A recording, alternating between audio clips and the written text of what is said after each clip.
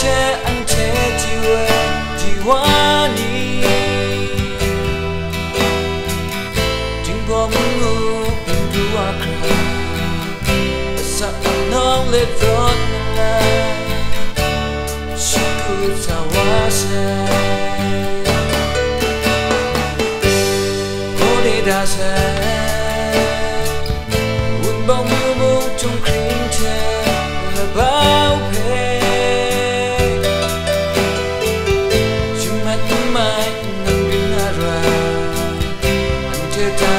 sân chế áp giá mơ cột xa hoa ga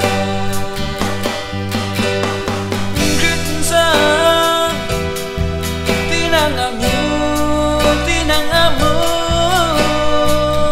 mơ cột mơ ca lệ sao châu giá xa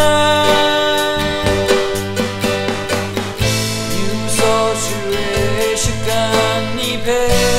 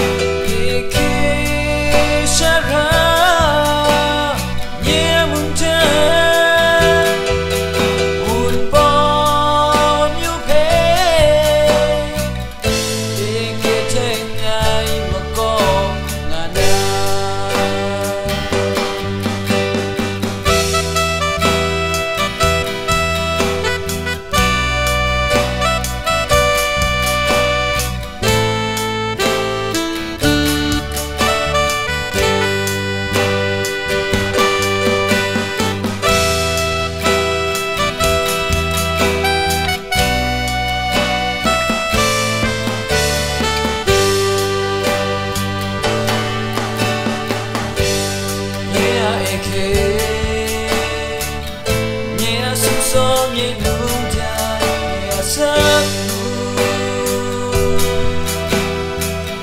ngày cầm lá lên những tiếng ninh thoại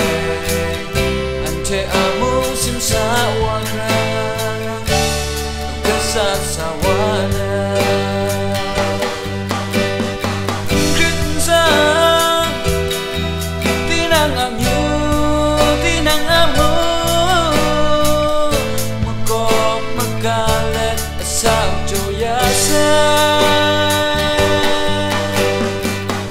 như gió chú rê shì ca ni phê